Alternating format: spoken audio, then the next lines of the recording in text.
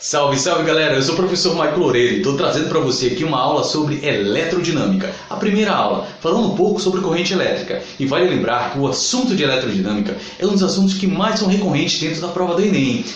Isso porque nós somos muito dependentes de corrente elétrica. Por exemplo, para gravar um vídeo, para a gente poder se comunicar, se você está usando um smartphone, se você está usando um tablet, um computador, tudo isso aí está funcionando sobre corrente elétrica. Uns sobre uma bateria, outros sobre uma ligação direta, dentro de uma tomada, e entender como esse processo ele vai se dar desde a transformação de energia elétrica até outro tipo de energia, como a luminosa, a sonora. Então isso aí é dentro de um sistema, dentro de um circuito, a gente tem que saber. Isso porque, vale lembrar, isso passa a ser uma habilidade número 5, de a gente poder identificar circuitos elétricos. Bom, eu não vou me estender muito dentro da matriz curricular do Enem. Então vamos fazer o seguinte, vamos começar a falar um pouquinho sobre corrente elétrica. Bom, para a gente poder falar sobre corrente elétrica, nós temos que pensar uma coisa. Existem corpos que são condutores e isolantes.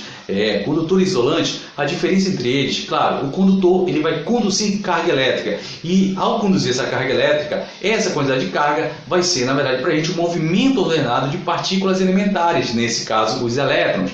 Eles vão se movimentar de um ponto para outro e essa movimentação para a gente é a intensidade de corrente elétrica. Porém, os corpos que são chamados isolantes, eles não permitem essa passagem, mas um detalhe, os dois podem sofrer eletrização, que é um processo no qual retira eles do estado de neutralidade, fazendo com que um corpo neutro possa adquirir carga elétrica positiva ou negativa. Se ele for condutor, ele permite essa passagem. Quem tiver em contato pode sofrer um choque.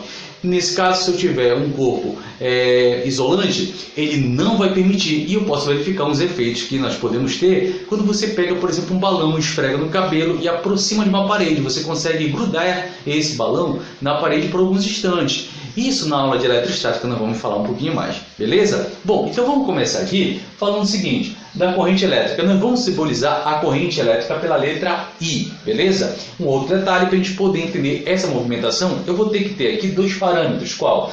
Eu tenho uma placa desse lado positiva e outra desse lado negativa. Mas essas placas, elas vão receber o nome de potenciais. Nesse caso, galera, para você, uma pergunta, se você, ao olhar, na hora que você está olhando esses dois potenciais, eles são iguais ou diferentes?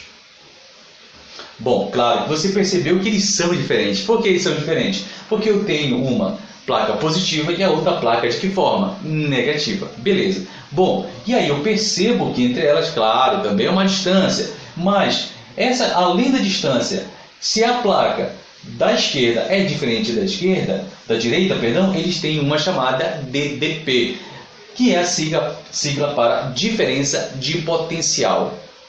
Potencial positivo, potencial negativo. Tranquilo, era isso que a gente precisava. Então, o que acontece também dentro da bateria do teu smartphone, do teu tablet, beleza? Bom, então vamos fazer o seguinte. Como nesse caso nós temos o título de eletrodinâmica, então nesse caso que esse movimento é justamente quem? Os elétrons. Peraí, Maico, mas os elétrons não podem ser os prótons? Não, porque senão não seria eletrodinâmica, mas seria o quê? Protondinâmica, né? Bom, então vamos lá.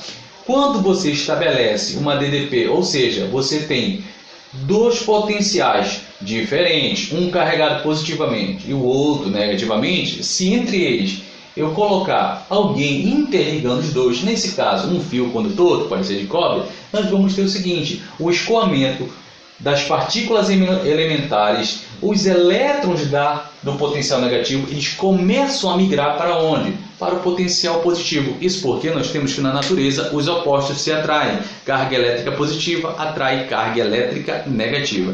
Bom, então a gente vai fazer o seguinte, os elétrons que aqui estão vão começar a se movimentar de maneira ordenada para o potencial negativo. E isso vai acontecer um detalhe, gente.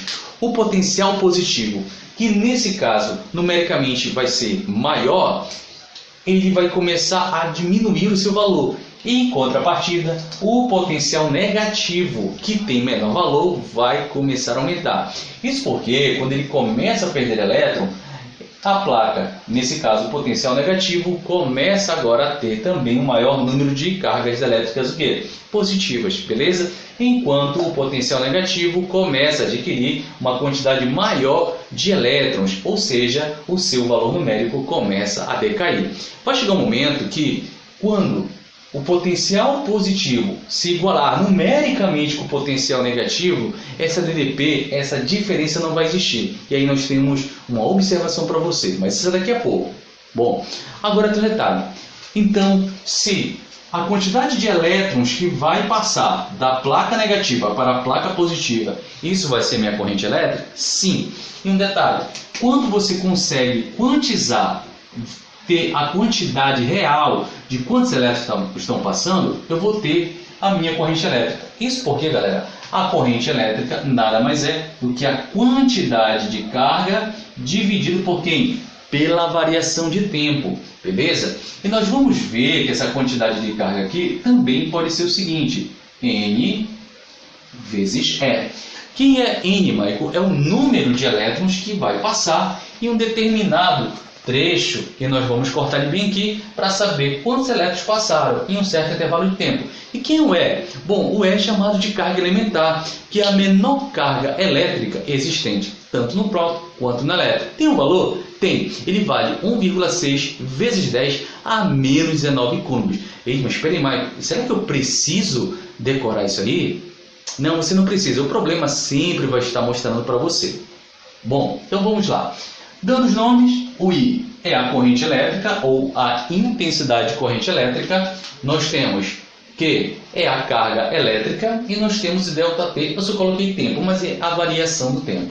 A unidade que nós vamos utilizar aqui, nesse caso, é o ampere. Tá? Só que, claro, a gente não vai falar ampere.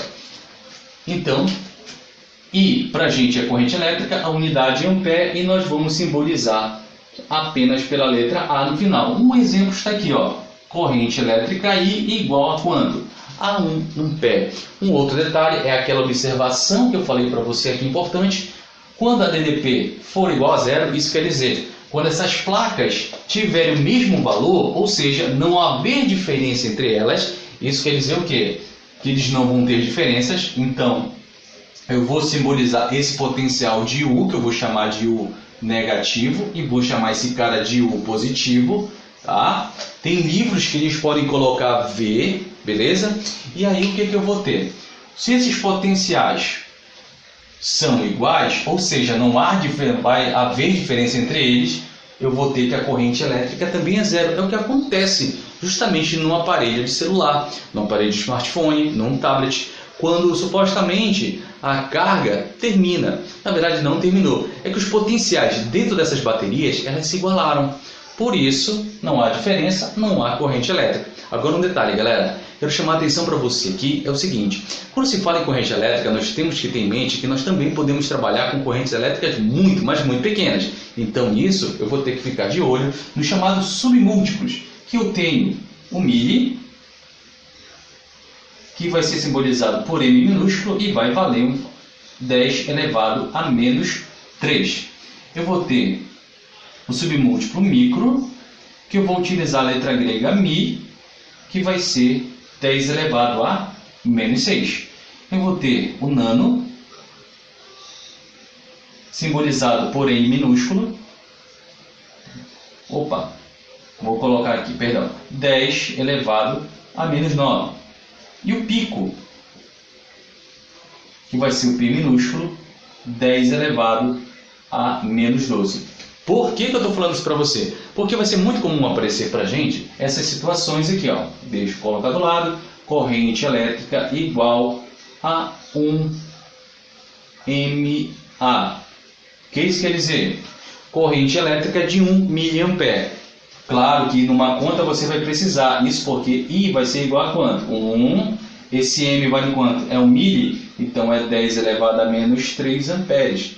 E assim vai com as outras letrinhas gregas, beleza? Então, cara, fica atento. Na próxima aula nós vamos começar a falar sobre o sentido de corrente elétrica, o porquê que a corrente elétrica ela tem o sentido convencional e o real, e por que nós utilizamos o convencional e não o real, esses efeitos de corrente e a primeira lei de Ohm.